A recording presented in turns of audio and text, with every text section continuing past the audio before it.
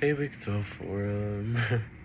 um, I guess since the last time I posted on week 11, I have really just been working a lot with the case that I'm personally managing.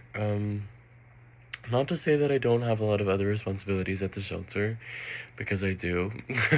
I have at least 5 different roles that I'm doing there.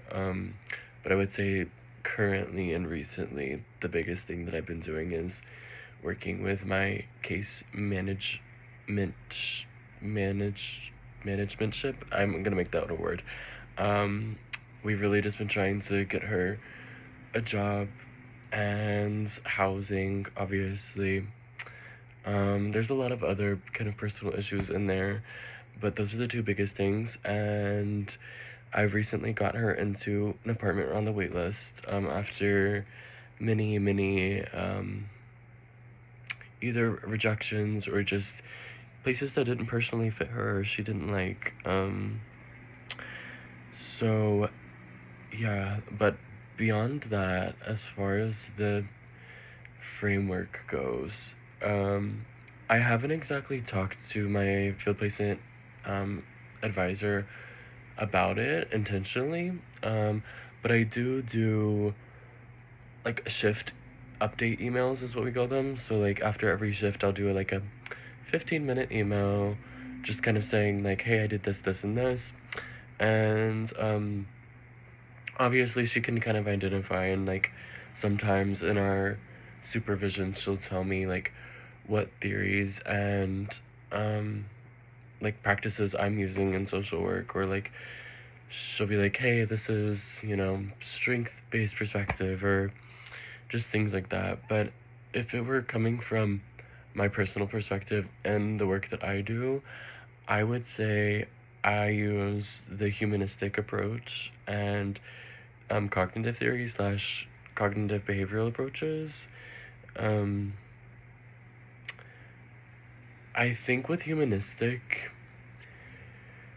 there's a lot more than just seeking shelter or connection of services, um, or even looking for jobs, things like that. I think that a lot of people are looking for something more, or connection, or a break of some sort, or therapy, or like genuinely just so many things beyond housing. It almost seems like the need for housing is like a product of the deeper need that they have. Like, so many of my clients make the joke that like, oh, it's more of like a mental hospital than it is a shelter for the unhoused, which, I mean, it's not true, but at times it can really feel like that.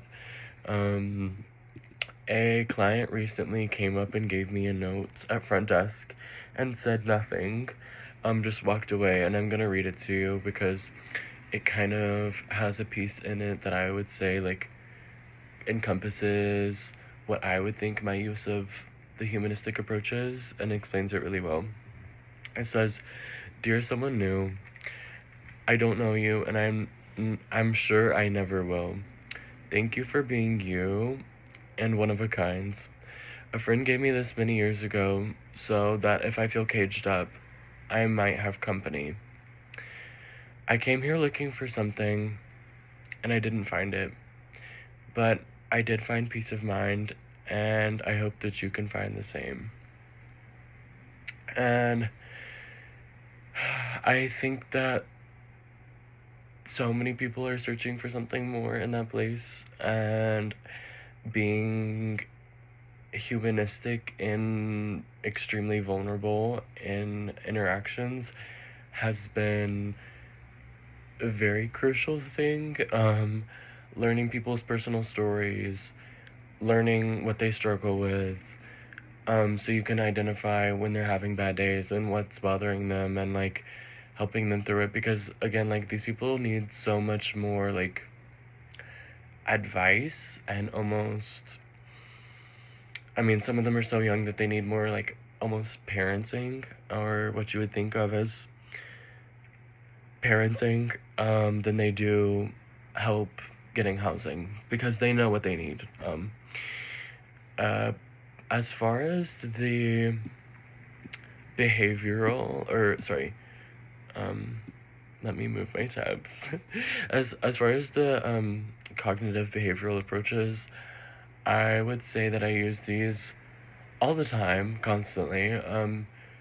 Just off the top of my head, something that just came to mind is we have a lot of clients who are schizophrenic. So a lot of the time, it's accepting their beliefs and taking everything into account and making them reframe the way that they look at their delusions or um, their version of reality.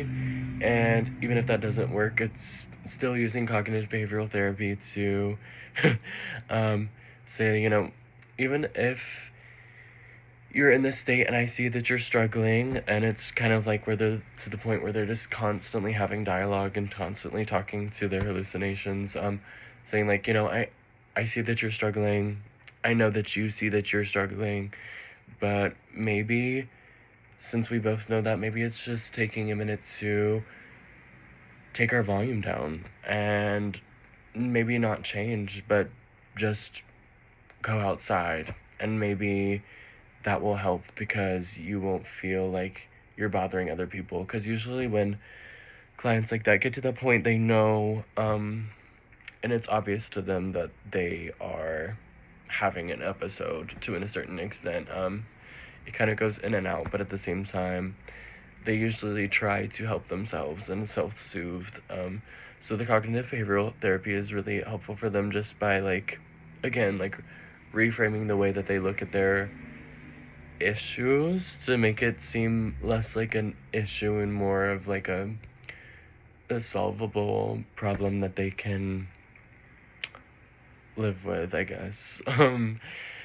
But yeah, I will definitely in the following weeks make more intentional conversations of talking to Sonia, my field placement advisor, about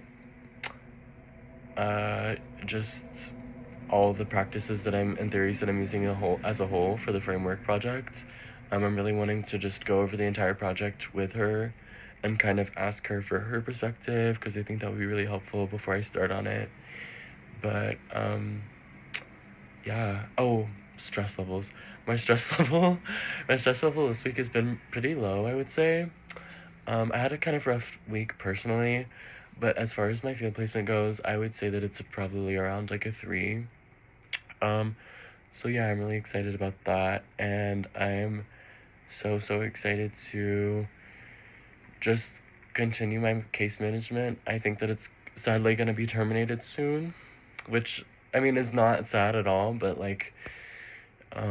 it's just emotional in a way for it to be my first one-on-one client that I was actually assigned. Obviously, I work with a lot, but yeah, it definitely holds some um grief to it, I guess you could say, in the future. But yeah.